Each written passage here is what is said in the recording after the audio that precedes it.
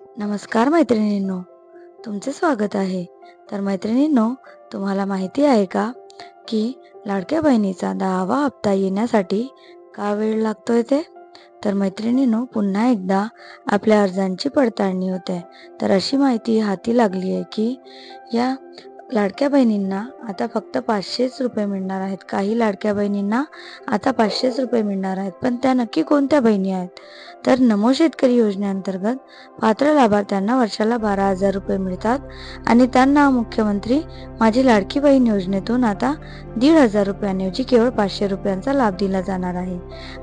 अर्जांची पडताळणी करण्यात येत असून ती आता अंतिम टप्प्यात आहे.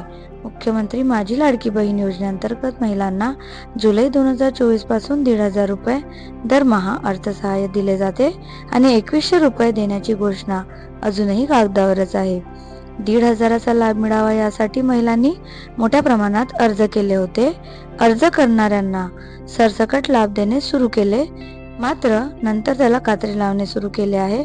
आधी कर भरणारे, नंतर चारचाकी वाहन असणाऱ्यांचे अर्ज रद्द केले. जे पात्र नाहीत त्यांना योजनेतून बाहेर पडण्याचे आवाहन करण्यात आले आणि आता शासकीय योजनेचा दुहेरी लाभ घेता येणार नाही असे धोरण आखण्यात आले आहे.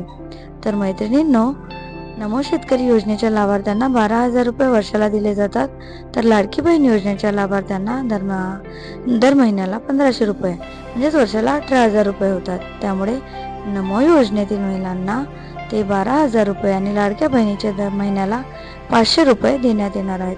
म्हणजे पूर्ण मिळून ते 18,000 रुपये पूर्ण होणार आहेत. संजय गांधी निराधार योजना, नमो शेतकरी सन्मान योजनेचा लाभ मिळत असताना महिलांनी लाडक्या बहिणीसाठी अर्ज केले होते आणि आता दुहेरी योजनेचा लाभ घेणाऱ्यांना वगळण्यात येणार आहे. तर मैत्रिणींनो, आम्हाला लाभ नकोय म्हणून स्वतःहून पुढे आलेल्या काही बहिणी आहेत. तर संजय गांधी निराधार योजना, कर भरणारे, चारचाकी वाहन असणाऱ्या महिला योजनेतून बाहेर पडण्यासाठी अर्ज करीत आहेत आणि शासन स्तरावरूनही त्यांना अपात्र केले जात आहे. कागदपत्रांची पडताळणी अंतिम टप्प्यात आहे. तर मैत्रिणींनो, आपल्या सगळ्यांना माहितीच असेल की 2 कोटी आणि काही तब्बल लाख बहिणी या योजनेचा लाभ घेत आहेत. तर विविध जिल्ह्यांनुसार या संख्येमध्ये तफावत आपल्याला आढळते. तर नागपूर जिल्ह्याबद्दल आपण बोलू तर नागपूर जिल्ह्यात लाडकी बहीण योजनेसाठी एकूण 10,99,798 अर्ज प्राप्त झाले होते आणि त्यापैकी 10,73,696 अर्ज मंजूर करण्यात आले, तर 19,414 अर्ज रद्द करण्यात आले.